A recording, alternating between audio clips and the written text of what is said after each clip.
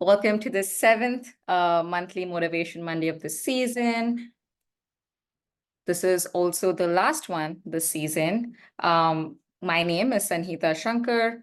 I'm a facilitator this evening, and I'm a second-year doctoral student in the Learning Sciences program at McGill University. You're muted, Elise.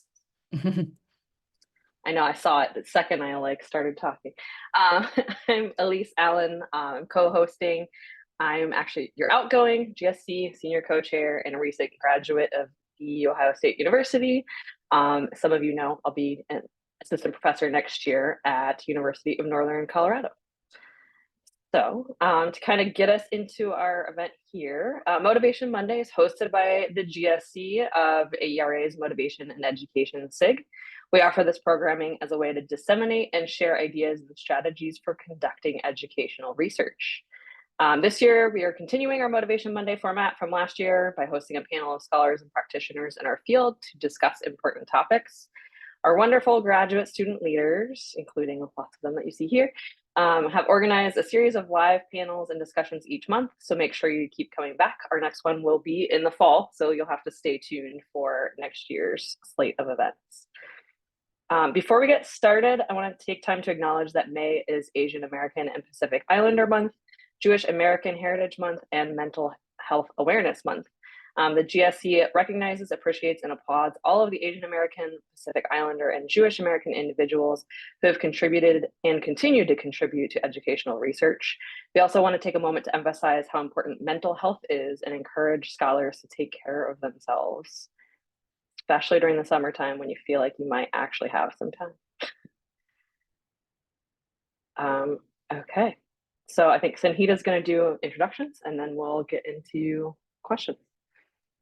Yep, thank you. So today we've got three amazing scholars here to discuss how to craft compelling conference proposals. So first, we've got Dr. Patrick Beamer. So Dr. Beamer's research contains two complementary lines of research. First, he investigates the dynamics and complexities of students' classroom experiences of motivation, emotion, and engagement in K-16 STEM settings. Second, because motivation is a dynamic process, he seeks to advance the use of intensive longitudinal methodologies for research and intervention in educational contexts.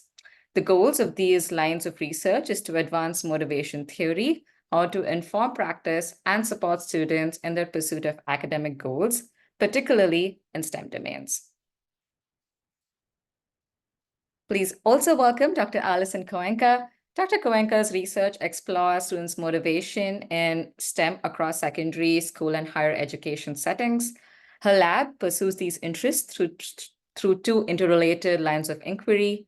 First, they investigate the motivational consequences of academic feedback. In doing so, they explore feedback in many forms, including spontaneous interactions occurring between teachers and students, grades and written feedback, and implicit enduring feedback that often occurs at curriculum and/or policy levels. Second, her lab conducts work that centers the motivational experiences of youth from understudied and/or historically marginalized populations. In doing so, Dr. Koenka and her colleagues aim to promote more equitable experiences and outcomes for these youth. In the past, Dr. Koenka has also served as the Div C section's co-chair. She was also the Motivation SIG program chair for the past 2 years. Finally, last but not the least, we're pleased to be joined by Dr. Tony Perez. Dr. Perez is an associate professor and graduate program director for the Educational Psychology and Program Evaluation concentration in the Department of STEM Education Professional Studies at Old Dominion University. His research focuses on the role of motivation and identity development in academic persistence and achievement, especially for students from underrepresented groups in STEM. He's also very interested in applying motivational principles to the design of learning environments and interventions to support STEM achievement and persistence for students who identify with historically underserved groups. Welcome all. Okay. Sorry, that was my Siri going off. Okay. Okay, so for today's discussion, we'll have two sections, which is first just kind of a discussion with our panelists, And then as we have time, a chance to have any remaining questions answered. You can also put questions in the chat as we go. And if they kind of make sense, we can try to interweave them or have them at the end as well. So in terms of the format, we're going to follow kind of our typical format, which is fairly informal, but we'll ask our question and it will also be added to the chat since some of them are a little long sometimes. We'll give each panelist a chance to answer. There will be no preset order, so please kind of feel free to jump in as you like. Okay. So before we get into more like really specific questions, we'd love for everyone to share just a bit about their overall experiences with conference submissions kind of broadly. So things we love about submissions, things we hate about them, successes, failures, kind of early experiences, just whatever you would like to share just to kind of set the tone for the conversation and share a little bit about your experiences.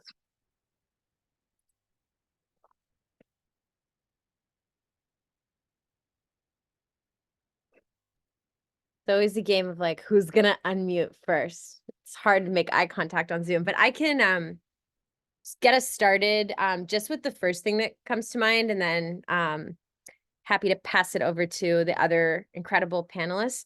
The first thing that I think is really important to share about my conference experiences, specifically with AERA, is the first time I ever submitted a proposal to AERA. I believe I was an incoming second-year grad student. And my proposal was absolutely rejected. And I just want to share that I didn't submit to the motivation SIG that time. I've submitted a lot to the SIG over the past kind of many years since then.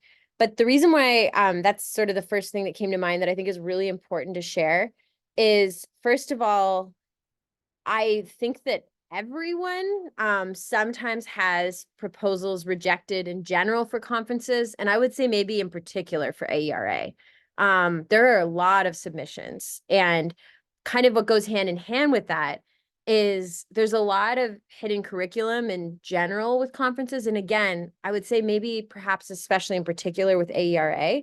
So I just kind of wanted to put that on the table for maybe the beginning of the conversation, that if you do end up getting a proposal rejected, I would celebrate the fact that you submitted an AERA proposal at all, because it's a really often time-consuming, challenging process, and it doesn't say anything about the quality of the work. I promise. As Sanhita just pointed out, I've just been fortunate to serve as program chair for the past 2 years, and I can say with more confidence than ever that excellent proposals need to get rejected every year, and it has nothing, it does not say anything about the quality. So I'll kind of start us off with a celebration of rejections that sometimes happen.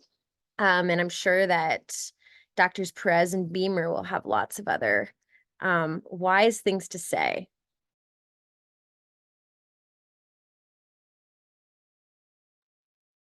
I'll jump in and echo also what Dr. Koenka said about many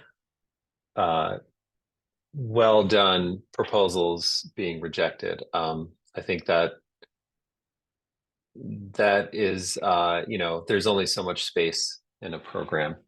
And sometimes program chairs have to make really tough choices. So that is certainly true. And in my own experience, I've I'm trying to think of how many AERAs I've been to. It's been a lot, but and I've had a mix of success and also rejection. So it's just sort of I've come to learn that it's just sort of part of the process. And just to be fully real, sometimes I've had things rejected that went on to be accepted at like a really good journal, and sometimes I've had things accepted and I was like, I don't quite know how this was accepted. So there's a little bit of that too. But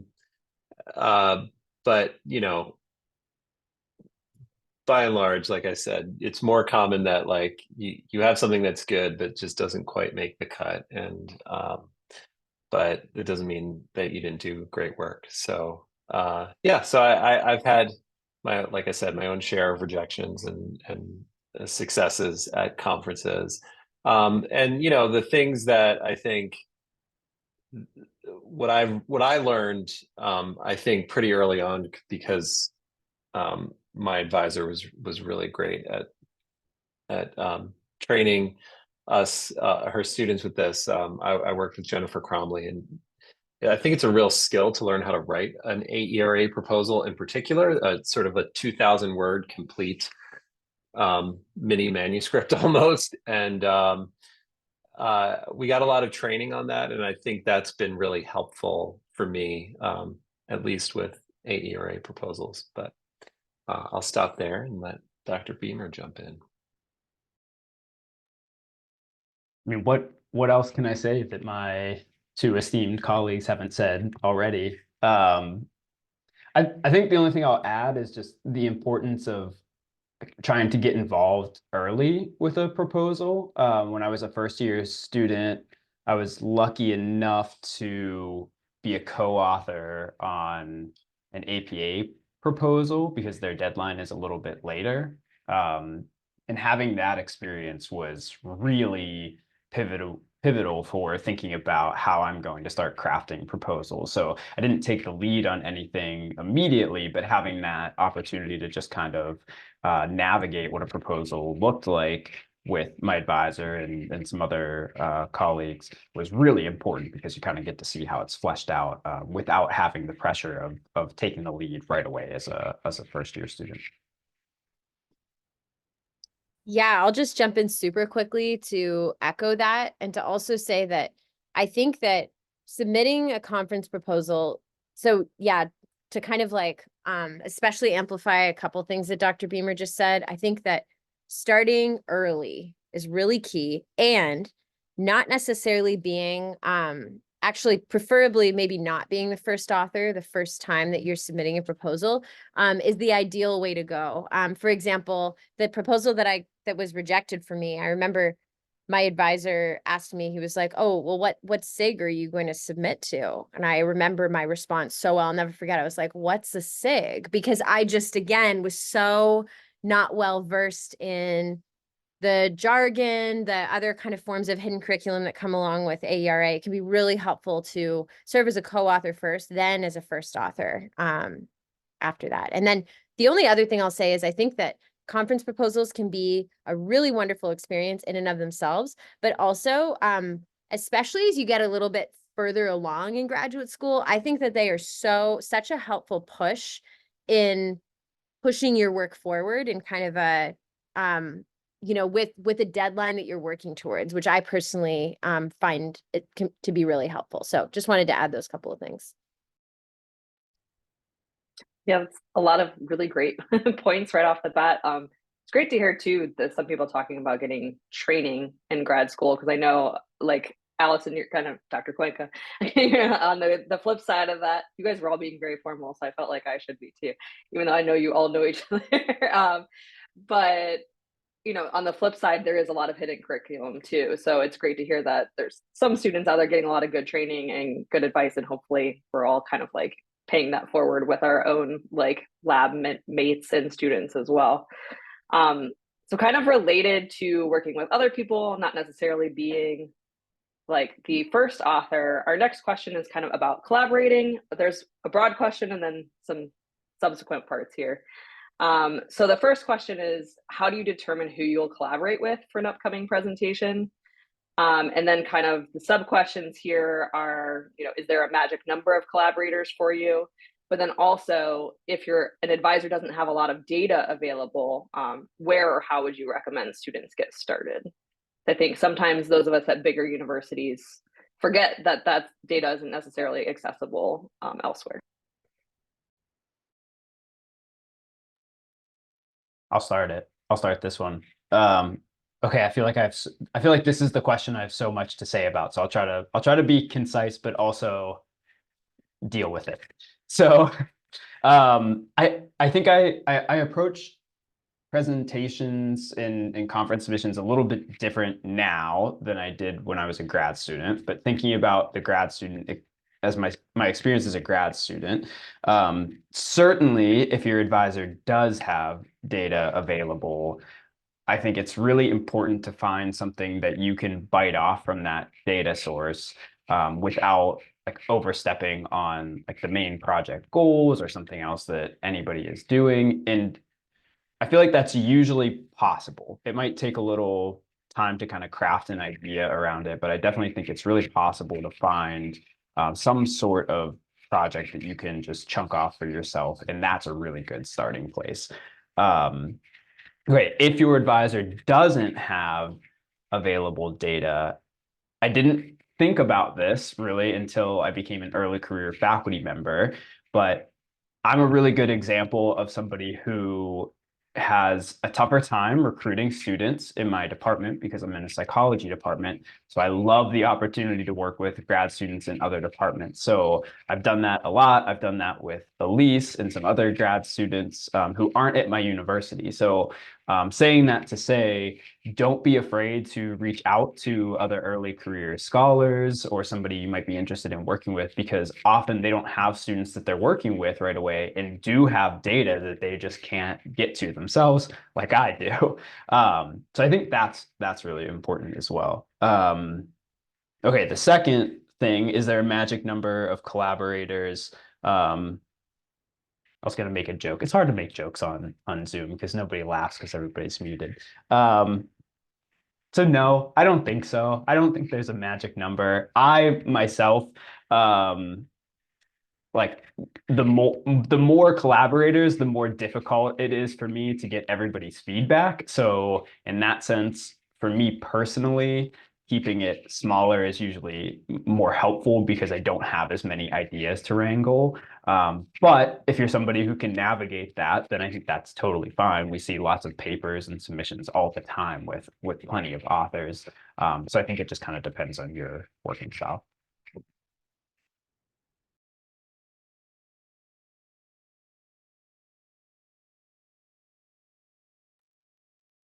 I'll jump in. And by the way, for the record, I wanted to call Patrick, but he insisted I call him Dr. Beamer. But it was only me. I don't really know why. He lets other people call him Patrick. Anyway, sorry. You're right, Patrick. You can't hear anyone laughing, so it's like, I don't know. Yeah, I think this is a great question. And so for my very first conference proposal as a grad student, I actually did an independent study where I asked some research questions and did some analyses with PISA data, actually. So and this was, again, under the suggestion of my advisor. So I was fortunate to have someone with great suggestions because when I first started working with Jennifer, she had some grants but didn't have lots of data yet. So I was in that position of where do you get your data? So there are things you can do like that. You could potentially access one of these large data sets that are available out there for folks. You could also, if the timing's right, potentially collect some data for your own study as well. Although that, obviously that could come with some challenges. But, using those sort of large scale national or international data sets could be a way to go. And I completely echo what Patrick was saying about, biting off pieces of what, if you are fortunate to be working with someone who has lots of data, taking advantage of that. And what I'll add to that is it might even be a good, we all have our particular research interests. And even if it's a little bit adjacent, I wouldn't recommend being totally outside of our interests, but it could be something that's a little bit adjacent to our interests. So it fits there, but not quite fitting in, but it'll give you an opportunity to do some kind of analysis that you want to, maybe you learned in class and you want to do it sort of in the real world for a research project. So you don't, I've talked to my own students about it doesn't have to fit exactly your interests. It could be close to your interests, but or connected to your interests, but not exactly what you're interested in. So, so I'll just add that. So there could be creative ways to sort of take a piece of data or of the data that's available.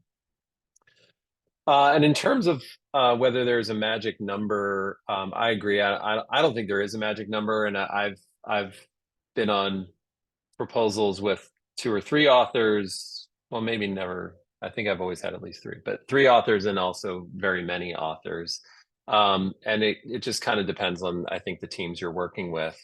And with each team that I've worked with, we develop sort of our own norms about how we do, write proposals and get feedback from each other, things like that. So yeah, I think it can really vary, and I think you got to find how you like to work with others. But I don't think there's a magic number. I think it really just depends on the project and things like that. So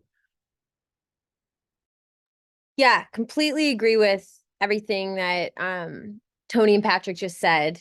To kind of add on to what they mentioned, I think that in addition to, so if your advisor does have data, completely agree with what Patrick suggested to, and Tony kind of echoed this as well, to try to carve out a little something that is sort of subsumed within maybe the larger data set that they have, while making sure that it's unique.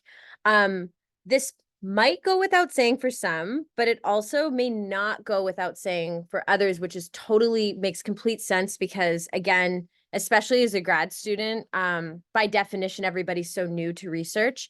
If you do want to work with your advisor's data, strongly recommend, probably isn't even like strong enough language, definitely make sure to check with them.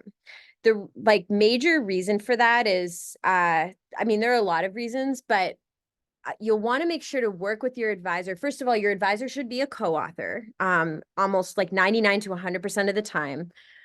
This is all, again, like, how many times am I going to say hidden curriculum in this panel? But I just think there really is so much hidden curriculum with this, that if your advisor has overseen the data collection, then they very likely will need and want to be a co-author on it. But another really important reason why it's important to kind of start those conversations with your advisor early is to make sure that the two of you work together to ensure that it is unique enough from something that your advisor might already be developing. And then I love the suggestions that were offered. If your advisor doesn't have data, 100% agree with Patrick. Not only can it be sometimes challenging for some faculty for a number of reasons to recruit their own students, but also, as Patrick said, a lot of early career faculty don't necessarily have their own students yet, but they're swimming in data. And so, yes, completely agree with that. Tony already brought up the great suggestion about working with a large, publicly available, quite often secondary data set. Love that idea. In addition, I saw that somebody raised the question about, can you propose a theoretical piece to AERA? Absolutely, yes. Another suggestion is a systematic review, if you don't have your own data. I will, and then to be a bit of a downer about those suggestions, related to secondary data, and then also a theoretical piece, and then also a systematic review. A kind of beware is that those, again, I'm just kind of sharing my own mistakes. Those can take a lot longer than you think. And conference proposals don't have to be in their final form, but it's always just surprised me how overwhelming working with secondary data, proposing a theoretical piece, and then also conducting a systematic review can be. So, but I think that those are really great options as well if you don't have your own data. And then in terms of the magic number of collaborators, another thing that's really surprised me is I think that large authorship teams, so when I say large, I mean like maybe 5 or more co-authors. Large authorship teams are wonderful. And for the kind of work that I do, I almost always need and want to have pretty large authorship teams to have like a number of lived experiences and diverse areas of expertise represented on the proposal. And but as Patrick kind of alluded to, it can be a lot to seek feedback and then integrate feedback from that many people. And then another thing that has surprised me is there's a lot of cognitive load that comes along with being the lead author with kind of a really large authorship team, because you're sort of expected to delegate different tasks to different people. But so yeah, to echo what Tony and Patrick already said, no magic number. But I think that if, you know, in a lot of cases, especially early on, it's a great idea to try to collaborate with your advisor at minimum on a proposal. So that's my 2 or like 20 cents. Yeah, I was gonna say, I think we have a lot of really great suggestions there. I know this was a topic that came up a lot with the GSC, where people not having access to data. So between like theoretical piece, national data sets, systematic review, and reaching out to other scholars, I think that's a lot. Those are a lot of really good options. As Patrick mentioned, you know, reaching out to other people was something that I had done, not because my advisor didn't have data, but because I was working in a slightly different area. I was interested in kind of the intensive longitudinal work that Patrick was doing, and we had theoretical and kind of conceptual overlap as well. And I want to emphasize, just because he brought it up too, every time I've ever reached out to somebody, people have always been so gracious and excited to chat. So don't be afraid to follow up with people, especially if you can link to, hey, I saw your presentation, or I read this paper, or things like that. I've never had a bad experience with that. So I encourage people to do that too. Okay, so next question. This one you can provide as few steps or as many steps as you'd like, but it asks if you could map out some specific steps you'd recommend students follow while preparing a conference presentation. And kind of the big focuses here are kind of how far in advance do you typically suggest people are kind of starting to plan, and when do they start writing, all of those kind of bigger milestones along the way.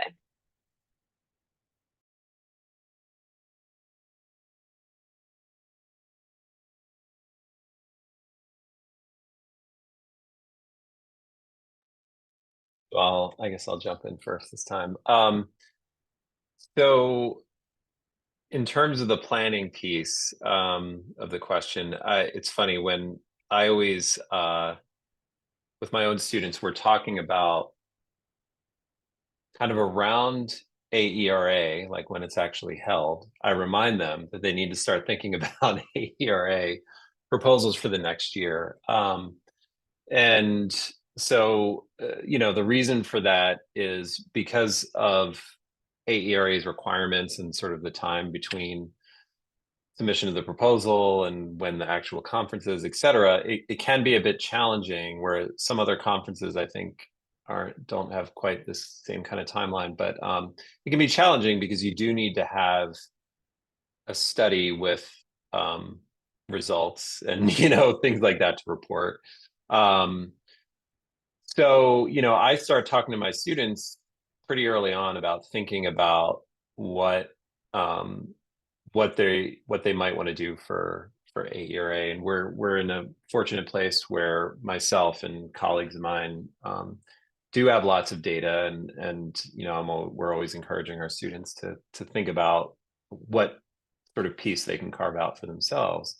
The other challenge is, because I work with large teams, and we want to support all the graduate students, as well as I have, and my colleagues have, our own research agendas, as well as sort of like negotiating and discussing who wants to do what with what data, and sort of organizing, coordinating all of that. So we really try to start talking about it early, and we actually just had lab meetings today where we're sort of like trying to organize what all the ideas are for AERA, so that folks can sort of talk about their ideas, have discussions about who wants to join as co-authors, and also dividing tasks and responsibilities and that sort of thing. And so, and that's with having essentially existing data. So, if you are going to be collecting your own data, then you kind of have to even start thinking about it sooner. So we're really talking about it, like I said, from around when AERA is coming around, the actual conference, we start thinking about what ideas you might have for the next year. In terms of specific steps for preparing conference presentation. So just to clarify, are you saying to present at a conference or preparing the proposal? I think I might have. I think we're confused mostly myself. focusing on like the preparing part, but you're welcome to kind of throw in adjacent advice as well. So preparing the proposal or preparing to present at a conference? Sorry, I just wanted to clarify. Preparing the proposal. Okay, yeah, great. The writing.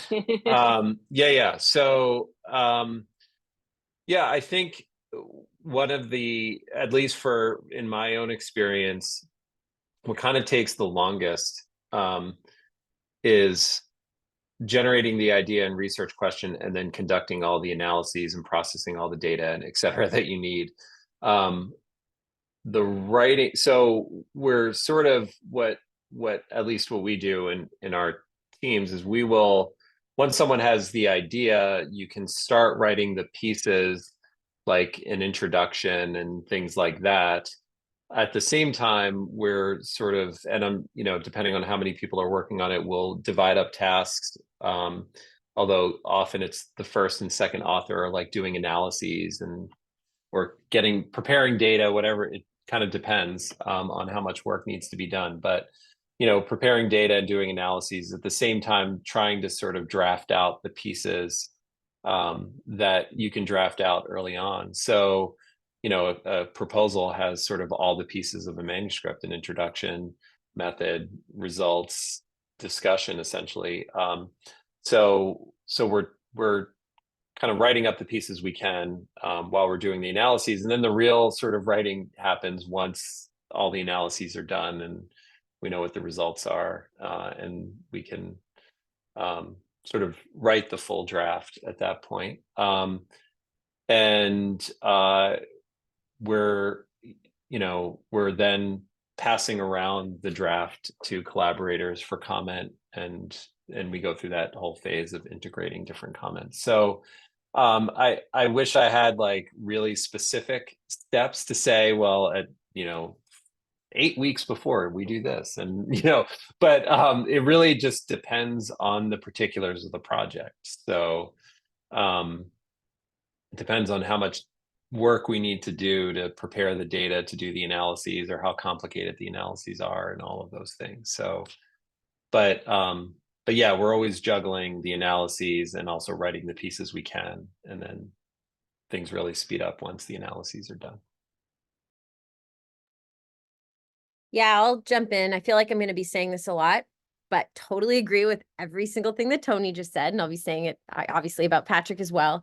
One thing I really want to amplify that Tony said, because it seems so simple, but it is so important. And that is, at least in the motivation SIG, but I think that you'll find this across many / most / maybe all SIGs and divisions. By the way, I would tell myself from, I think it was like 13 years ago now, SIG stands for Special Interest Group, in case anyone's wondering. But anyway, Tony said that a proposal needs to have results. And that is something that is very important, because that's not necessarily the case with all conference proposals at other conferences, but for AERA, it very much is the case. So if you don't have at least preliminary findings by the time the AERA deadline happens, and obviously with time to integrate it into the proposal, then I would recommend not submitting that proposal. This is just my recommendation.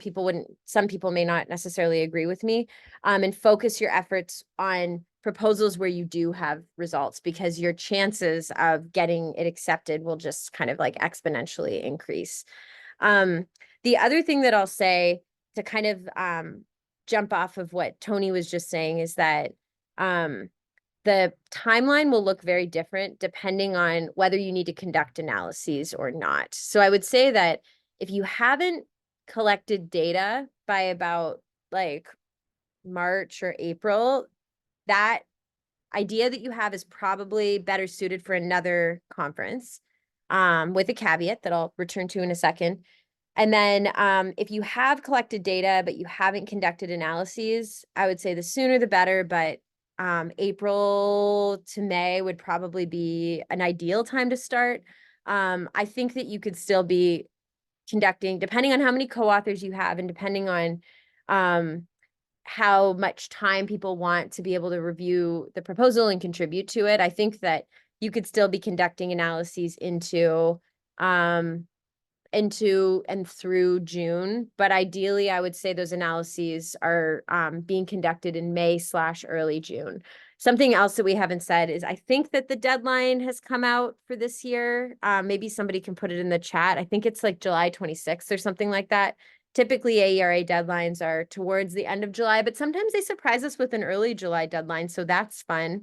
I remember once I was moving from my postdoc to my first faculty position, and I was literally sitting on a moving box, like writing a proposal. I don't recommend that. But anyway, if you already have your analyses conducted, so I'm thinking especially those of you that are like Elise just mentioned, sorry, excuse me, Dr. Allen just mentioned that she recently defended her dissertation, and I hope that maybe she's considering submitting her dissertation to AERA this year. That was like one of the easiest proposals I ever submitted because obviously you've thought so much about your dissertation, you've conducted analyses, and so that timeline might look very different.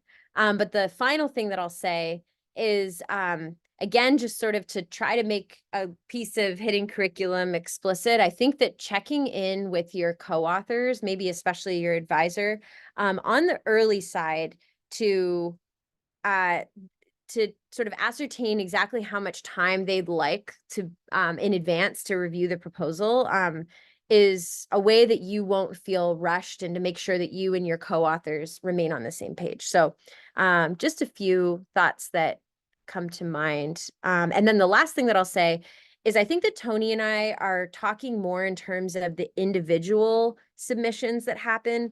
At AERA, there are lots of different types of submissions, and another pretty common format is a symposium. So we can maybe talk about the specifics a little bit later on, but just to make it clear, I think that, Tony, is that right, that you and I were both kind of thinking more in terms of the individual submissions? Yes, definitely. A symposium is sort of a different thing entirely, and it also depends on whether you're leading the symposium or you're just contributing to a symposium. So yeah, you might need to, your deadline might be sooner so that the people who are coordinating the symposium, or if you're coordinating the symposium, that so you can integrate all of the papers into a coherent proposal. Because in the symposium, you're basically as program chairs, they're kind of nice because someone has thought about how all of these papers sort of work together and can be put together in a session. But you know, the work of proposing a symposium is you have to sort of tell the story of why all of these, why this symposium is compelling and why all the papers sort of work together and what kind of story they're going to tell and how they're going to complement each other and build on it off of each other and that sort of thing. So yeah, so that, but absolutely a symposium is a bit different. The other thing that I wanted to just sort of add to what Allison was just saying was, I think the really important thing is, I guess I have two thoughts. One, what's important is to have a plan. So early on, definitely talking to your advisor, who, especially if they're very experienced with submitting to AERA, they'll have a good sense for how long these things take, depending on the kind of data you have and sort of the work that needs to be done around preparing the proposal. But I think what's really important, what's most important, is having those conversations early on and developing a plan, because something else that you might run into is perhaps someone on your team has a vacation planned, right? So you might, as a student, think, oh, I have until July 26th, but your advisor is going to be away and they want to read it before they go away. So you might have to actually be done sooner than that. So I think that's really important. The other thing is, writing, I think an AERA proposal is a challenge at any time, but I can do it much faster now than I could as a first or second or third or fourth year graduate student. So always, if you don't have a lot of experience, make sure to give yourself more time than you think you need. I think that's really important as well. Agree with all of this. I'll take a very quick, broader overview. So I think there's two ways you can approach a proposal, at least a 2,000 word proposal. One is, as Allison mentioned earlier, you can kind of use it as a jumping off point for a paper. The other way is if you're already working on a paper, cutting it down to be a proposal. And I think both are really good methods. I think what's important, at least for me, is whatever you submit to AERA, like don't let it just stop there. I learned that early. Like I hate when my papers get to AERA and then I'm like, this was it. This was a one-time thing. Like I want to be interested enough in the thing so that I can turn it into a publication afterwards, or it's already like in the process. So I would just add and encourage you to like make sure it's something you're really interested in and you can like double dip a little bit, like send it to AERA and get that paper published. Can I just really quickly echo what Patrick just said, because I made this mistake as a graduate student. Early on, I somehow got in my head that like AERA was the end goal. And I was like, oh, wait a minute. We're presenting our research not just to sort of like disseminate what we're doing, but also as like a developmental step in that paper, in the process of that paper. So it's dissemination, but also it's a good way to sort of like develop your ideas. You get to talk about your ideas in front of people who are going to ask questions. It might make you think differently about your results and that sort of thing.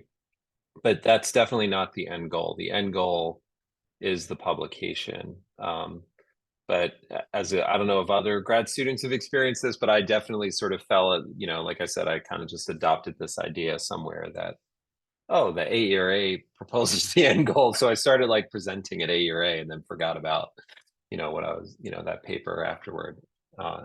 So don't do what I did. Yeah, totally. I'm so sorry. I'm just going to add this one quick thing, like completely agree.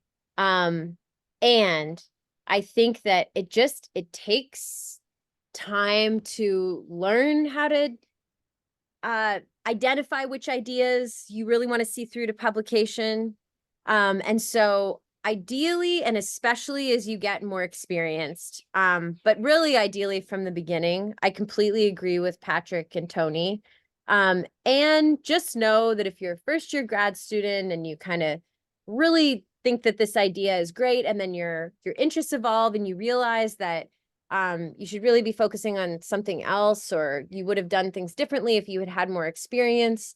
Ideally, you would see it through to publication, but also, if I were Tony's mentor back when he was a grad student, which of course I wasn't because Tony's been an important mentor of mine. But if I were Tony's mentor and he was a first year grad student who, saw it through to AERA and then dropped it after that, I would have said, be kind to yourself. This happens early on. So also to kind of, to add that, but I'll stop there. I know that I feel like I've spent way too much time on this question. So anyway. Yeah, I think we covered a lot of ground on that, but I also want to say, you guys pointed out too, speaking of the hidden curriculum, there were a couple of things we didn't even think to clarify, in terms of individual submissions versus symposiums. We just assumed everybody knew we were talking about individual submissions without even thinking about it. For those that haven't heard much about symposiums, kind of Dr. Perez was talking about this a little bit. It's when a collection of people kind of work together and have kind of a thematic set of presentations that go together. So that'd be something that might need to be planned much further in advance, because you need to find those collaborators across universities, as well as those collaborators that you're working with specifically on your paper that's a part of that larger session. And the submission looks a little bit different and has different rules as well. It's just to kind of clarify some of that came up. And I think it's also a really good point to talk about pushing to publication, but also that we don't always have control over all of that too. Depending on whether you're the first author or not, that can look a lot different. Especially early on in grad school. I know I had a few that kind of sat around for a while that I was not first author on, but also, you know, we're kind of making their way through the pipeline slowly but surely, hopefully. But when you are first author, you can definitely kind of have a little bit more say in pushing that forward. So a lot of kind of good advice at various, all over the submission process there on that one. Okay. I mentioned in the chat earlier that we were going to circle back to this. So we're going to talk a little bit now about fit. This has kind of come up here and there throughout the session. So do you have any suggestions for students in terms of the fit, either with a conference, a division, or a SIG that might make a successful submission more likely? So what are some of those considerations? What should we be thinking about in terms of where am I going to be most successful or have a good fit? I promise I'll be brief this time. Honestly, if you were wondering about the fit, so usually for like, I think most, if not all, AERA SIGs and divisions, you can read a brief description of like the kind of research that the SIG or the division focuses on. Start there. And then also figure out who the program chair is. And absolutely, if you're like at all wondering, email the program chair with a very brief, I would not send them your whole proposal, but just, you know, a few sentences will be most likely to kind of get a response back from the program chair, describing your research and asking them. They're not going to say something like, oh yes, this will absolutely be accepted. But I know that for the past couple of years, when people emailed me to ask whether it kind of aligned well with what the motivation SIG was looking for in terms of the scope of our SIG, I would always respond, and I would always try to be as helpful as possible in kind of the way that I responded. So I'll just say that, and I'm sure Patrick and Tony have a lot of other great ideas too. I can be quick. I'll echo what Allison said, and also note you can always go back to past programs and see what those divisions or SIGs are accepting. That's fairly consistent, I would say, from year to year, with the small caveat that the main focus of the conference is going to change. So always emphasizing that is going to be helpful. But I would definitely rely on those past conference programs, because it should be accessible. It should be accessible, or at least the past few years should be accessible. So yeah, utilize those for AERA, APA, even SRA and SRCD. Those should be on their websites.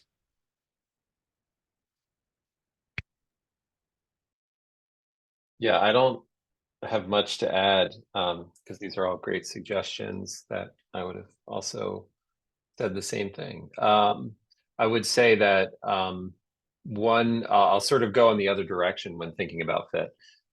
Sometimes your proposal may fit in places that you don't expect. So for example, I have submitted the work that I do, which, you know, could go to probably a couple of different SIGs or divisions, but I've submitted to like Division J, which is the higher ed division. You know, and, you know, there's of course overlap between like motivation SIG, you know, often the SRL SIG, Division C, etc. So you could sort of explore a couple of different options, you know, depending on what audience you want to disseminate your work to. Of course, there's also a warning with that, which is if you go to a division or SIG that maybe you're really unfamiliar with and your advisor's not familiar with, is there could be hidden curriculum that you don't know. So that's the risk. You know, you don't know what the norms are. If you don't know what the norms are of a particular field, that sort of thing, that could be challenging. But like I've had success, for example, presenting in Division J, which is the higher ed division, and they publish a lot of like pretty much all my work is with undergrads. So So I've had success doing that. So I would guess, you could think sometimes a little bit broadly about the particular SIG. You can explore a little bit, I'll say, different divisions and SIGs where your work might fit that maybe you didn't think of.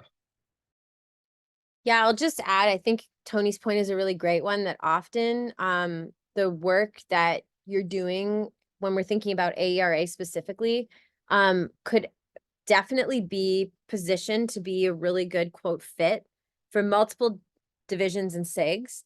And if that's the case, I think that it's a good idea to work with either your advisor or ideally a co-author who has a lot of experience and familiarity with those different candidates in terms of divisions and SIGs, to think about not just the best kind of substantive fit, but then some practical considerations as well. So let's say that you really want to maximize your chances of getting your proposal accepted. Your advisor or your kind of more experienced co-author might have a sense based on their previous experiences of how many submissions a given SIG or division receives and how likely it is that a proposal will be accepted.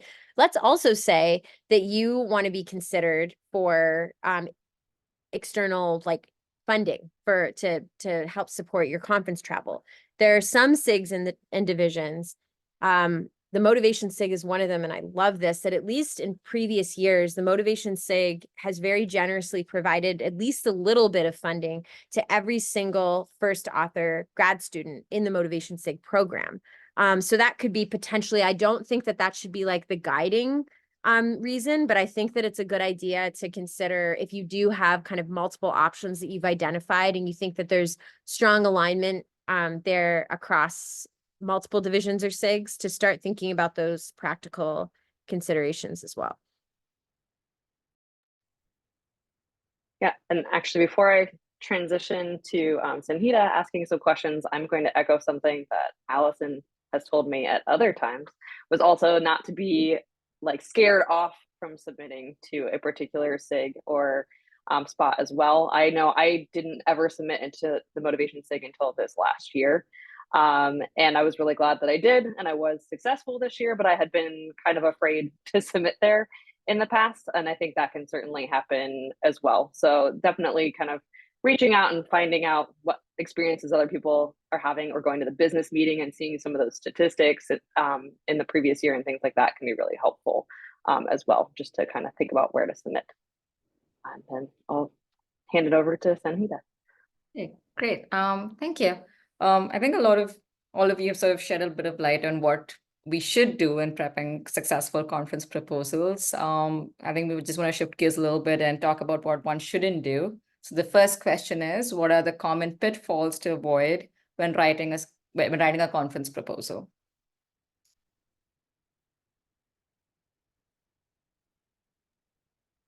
Can as a program chair, this is sort of, I don't know if it's obvious or not, but don't go over the word limit, because so I'm revealing perhaps a pet peeve, and it puts it could put you in a position where you have a really great paper actually, but you're over the word limit, and you have to then start thinking about, well,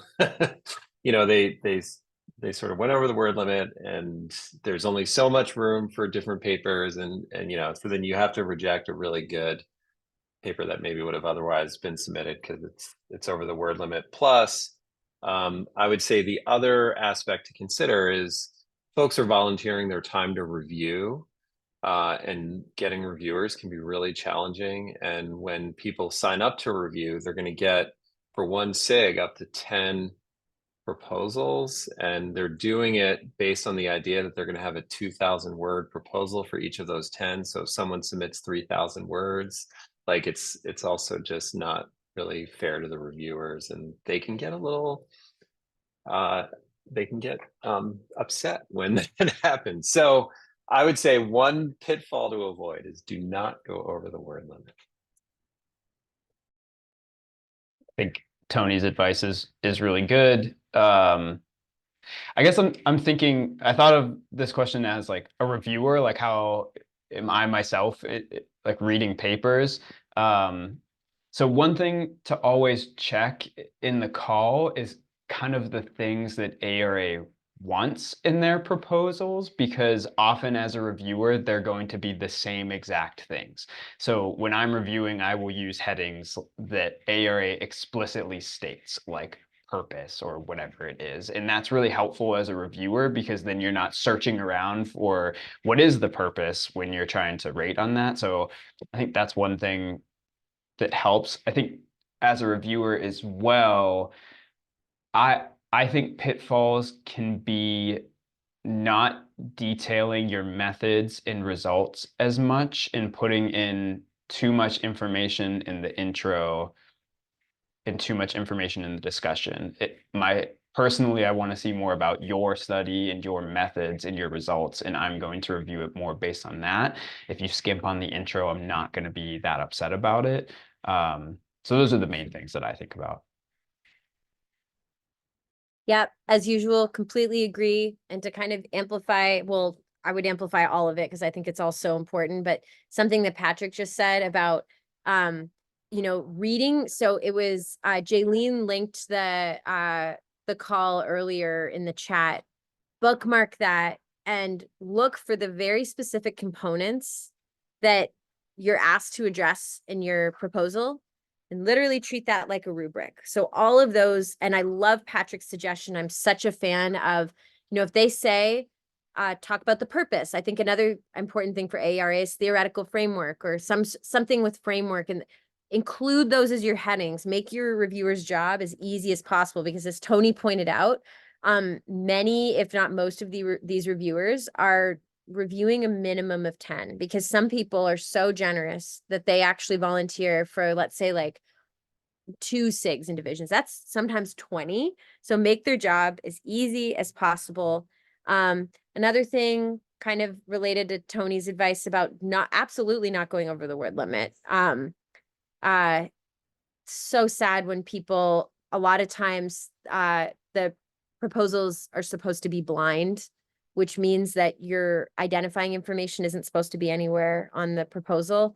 So sad. I hated being in the position as a program chair where it was an excellent proposal and that rule was violated. And, I had no choice but to reject it. And so don't make the program chair sad. Don't make you sad. Don't make sure to read those rules and to check with your kind of more experienced co-author. Because again, those rules can be like really ambiguous and hard to understand if you're not really familiar with that. So there was one other thing I was going to say. Oh, and then to Patrick's point, I completely agree. It's really important to provide sufficient detail about the methods and about the results. And I will say that based on my experience specifically with the motivation SIG, and I would say that this also applies to the couple of sections of Division C that I've co-chaired. I will say that a lot of reviewers do want to see you define explicitly talking about your theoretical framework, taking time to define constructs. And that's like an impossible task. Detailed methods, detailed results, detailed explicit definitions of constructs. And then you've got 2,000 words. What do? A little bit of a tip to not overuse is that tables do not count in the 2,000 word limit. So I would definitely not include like 10 tables or something for your reviewers to sift through. As Tony pointed out, that will make them, and I think Patrick said this too, like sad and mad. And we don't want our reviewers to be either sad or mad, but 1 or 2 tables to, let's say, summarize key definitions, to provide additional details about, let's say, your measures or your results, in addition to what's actually included in the proposal, can be a way to make sure that you're providing sufficient detail on both the kind of theoretical underpinnings of your study and the methods and results. Because in my experience, like, reviewers want all of it. So anyway, I'll stop there. Great. Thank you so much. And speaking to all of your points, I think, Allison, you had this hidden curriculum presentation last year that you sent out, which was really helpful, because I remember renaming my discussion section to scholarly significance because that was what was on the rubric. just to give reviewers be like, okay, she's got this, that's in there, I can read that. Yeah, and with tables and figures, that's another neat little tip. I think we decided to skip our descriptives table last year in the interest of like being parsimonious and kind of tables we want to put forward. So just like picking what results are more central to your study and highlighting them in the proposal is really useful. Okay, so the next question we had was, what strategies or steps would you recommend for individuals who've been rejected for a conference proposal? So how can one effectively leverage this experience to strengthen future submissions?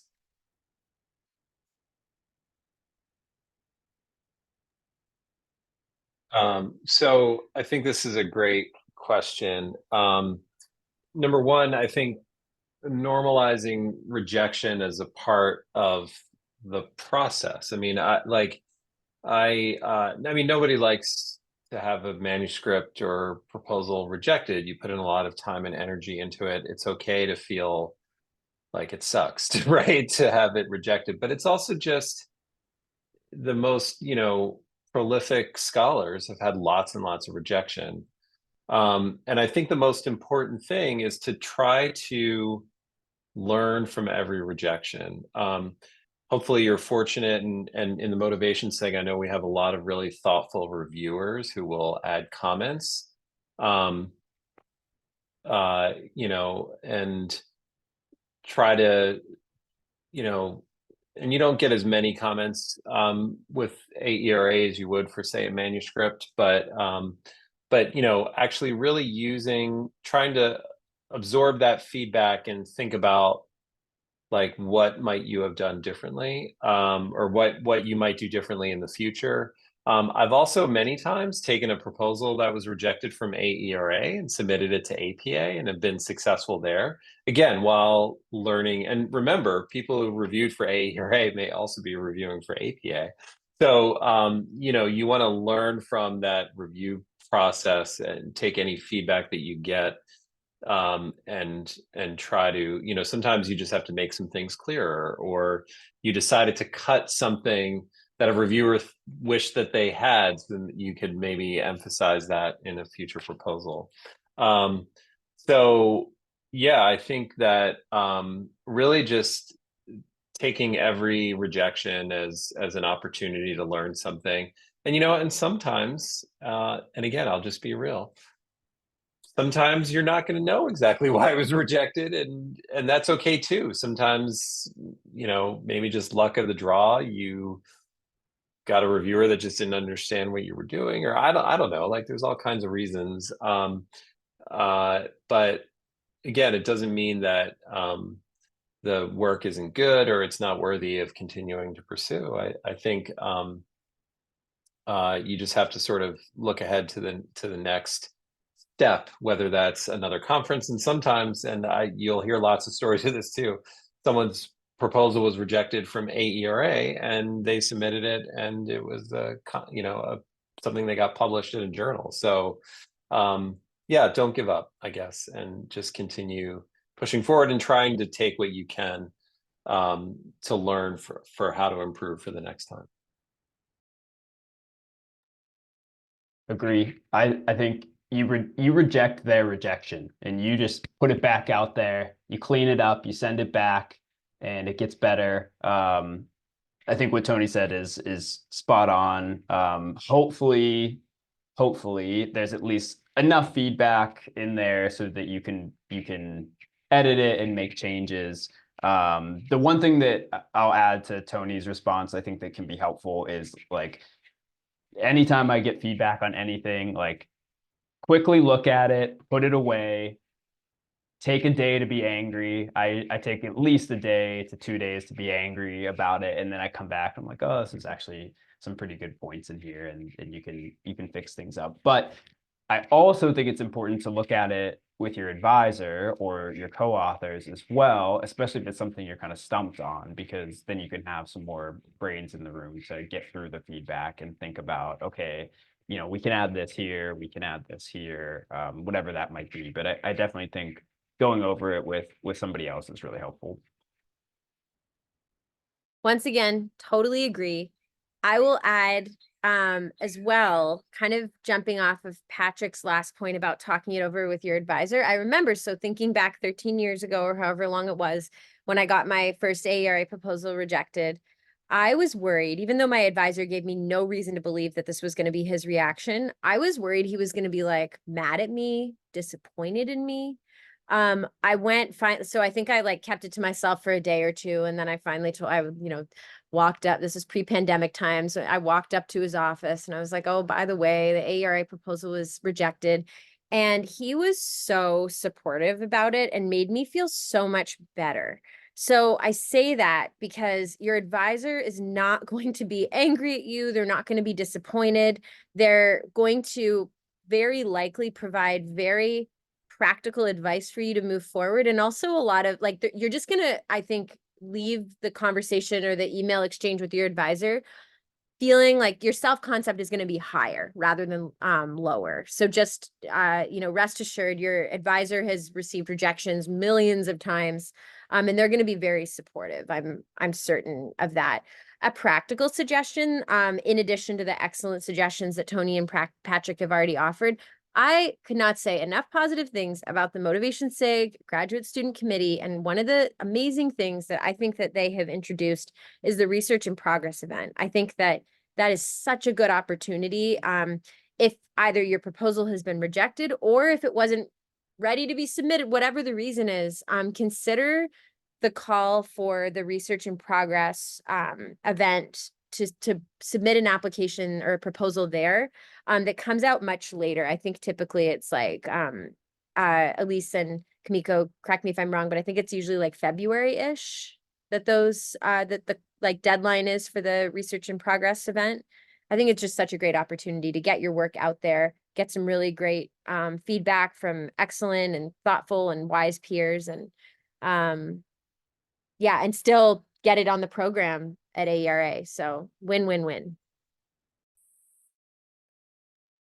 Great. Thank you so much for those excellent tips. And I really agree with Allison when you said that talking to your supervisor always helps. I think Christy always advocates for celebrating all those small wins. And, you've got to take your time once it's out and once you kick off the next, just make sure you celebrate that. So I highly recommend doing that. I've also seen scholars have something called CV of failures, where they sort of track where each submission goes and where it couldn't find a home and where it eventually finds a home. I find that highly encouraging too, to see that other prolific scholars go through the same journey that all of us do. Right, so we're almost towards the tail end of our panel today. I've got one last fun sort of question. Do you have any tips for creating interesting or creative titles of conference proposals? How do you come up with interesting titles?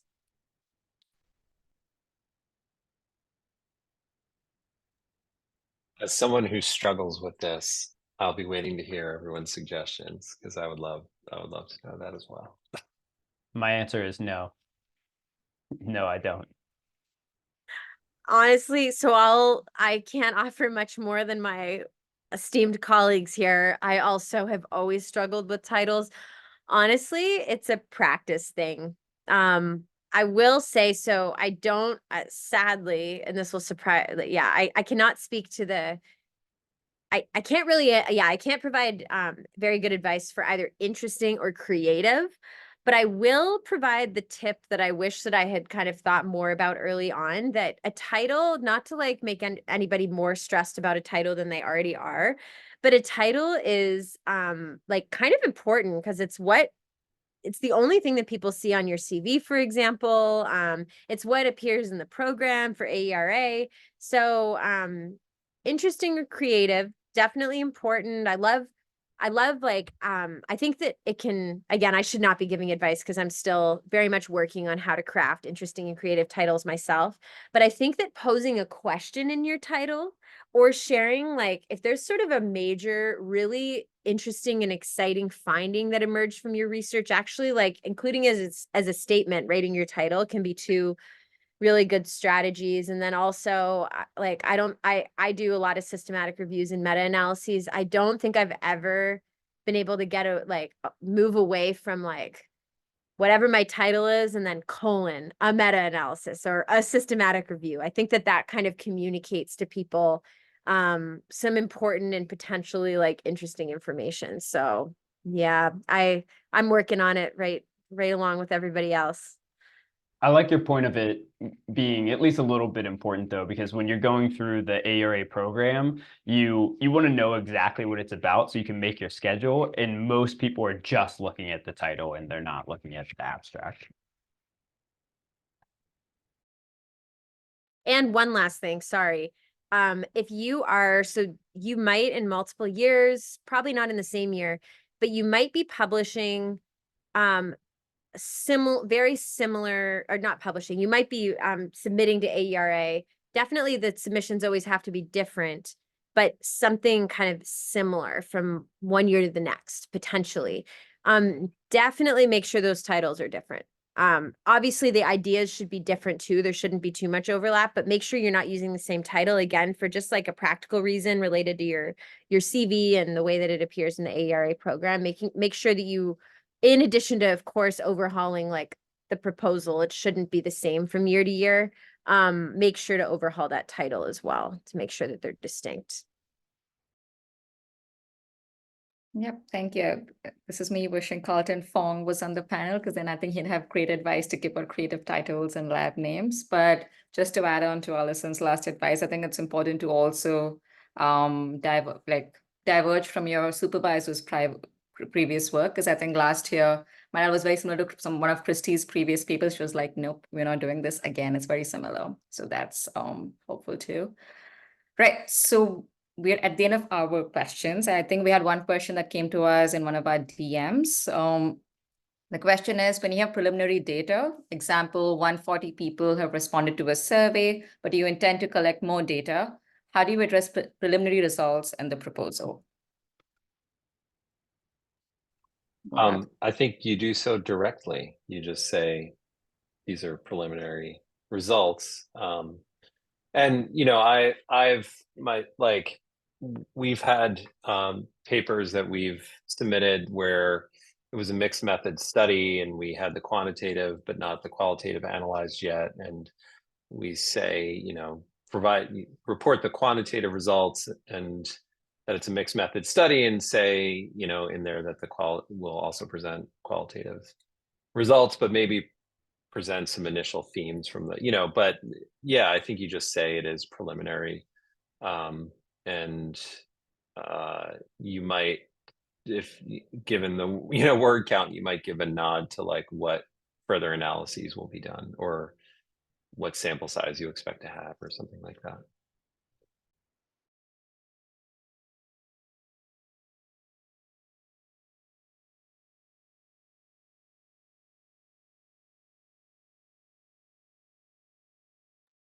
Yeah, I totally agree with Tony, and I'll just add that I think it is important to be explicit that the results are preliminary.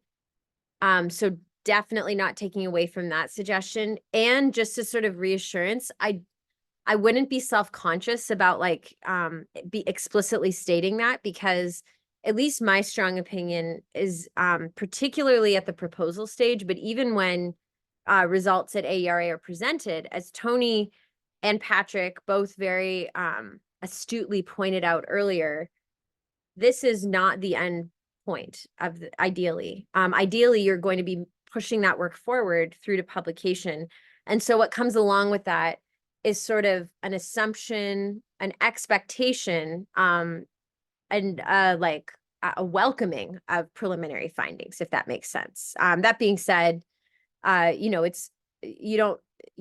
preliminary is different from misleading, but feel proud and feel very comfortable explicitly sharing in your proposal that results are preliminary.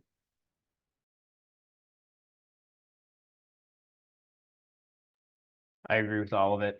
I think I agree with both. Just be clear. I think the more clear you can be and not be transparent, not hide anything about it, then the more likely it is to be accepted. Okay, great, thank you. So the final question is sort of a wrap-up question is that to close out our discussion, we have one final question.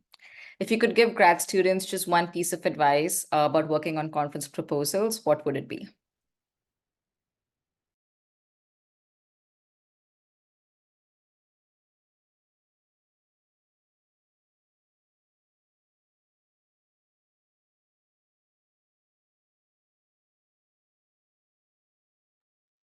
This can evolve over time too. So this isn't like your answer for all of time. You all look very pensive about this. I think the two pieces of advice that are really like standing out in my mind right now, so I'm already violating the question because you said one piece of advice, but I would say, especially with an AERA proposal, if at all possible, sometimes it's not, that's okay. Doesn't mean you're doomed at all, but if at all possible, start early because then you can really have fun with like the brainstorming process. Okay, sorry, 3. Start early, have fun, and then also celebrate the fact that you have prepared a proposal and submitted it. If it gets accepted, celebrate that. If it gets rejected, equally celebrate that, truly. So those are my not 1, not 2, but 3 pieces of advice. Sorry.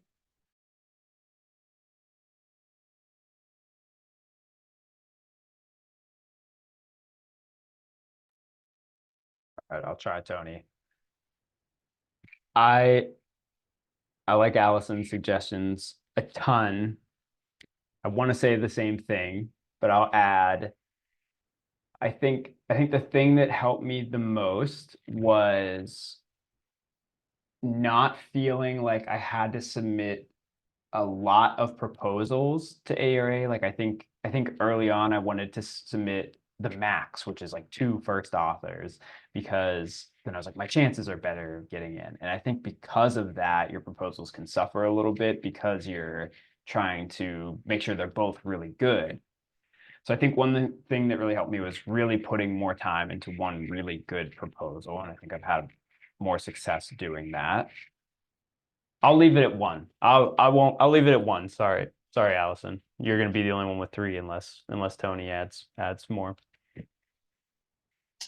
I just want to echo Patrick's suggestion. Do fewer, higher quality than many. Spread yourself too thin by doing many. I also would, and it's tough because often our funding is contingent on being an author on a proposal, and we really want to go to AERA. So, but you might be able to get involved with AERA in other ways that could get you funding to go as well. And I'm talking about funding from your own institution, if you're fortunate to be in an institution where they support graduate travel. But I know, at my own, you have to be an author if you're a grad student to get travel support. But yeah, I would say higher quality on fewer is better than spreading yourself too thin. Well, my piece of advice actually is to volunteer to review proposals. It'll do 2 things. One, you can see models of various proposals, many of which are very, very good. And number 2, you can see that, oh, I can put something like this together, right? Like this is not too dissimilar from the quality of work that I'm doing. So I think it's helpful to sort of be on the other end and be a reviewer. And then when you're writing your own proposals, and my guess is others do this as well who are on this panel and in this meeting, but sometimes when I'm writing, I think, well, what would I say to this as a reviewer or as an editor or something like that, right? So being a reviewer helps you understand what the reviewer is thinking about and what you wish you would see as a reviewer to help you decide that, yes, I want to recommend that this be accepted. So I would say, be a reviewer and see examples of all different kinds of proposals and what's possible. Yes, I think that's so important. And a lot of people think that with AERA, the that grad students either are ineligible to review or that their reviews don't count. Both of those are myths. I promise, as program chair, and I'm sure it was the same for Tony. So not only are you absolutely eligible to review proposals as a grad student, but they do count. I very much took grad student reviews and comments into consideration. So definitely, I think it's such a valuable learning experience to put on your oh so stylish reviewer hat, especially to volunteer to review for SIGs or divisions where that's where you're like especially excited to submit your work. Yep, thank you. As a graduate student reviewer last year, I can completely advocate for this process. It was a lot of fun and it was a huge learning experience. And it was nice to see a proposal that I reviewed present in the same session that I was in. So that was really nice to see that too. Okay, so I'm just going to turn it over to Elise to sort of conclude the session.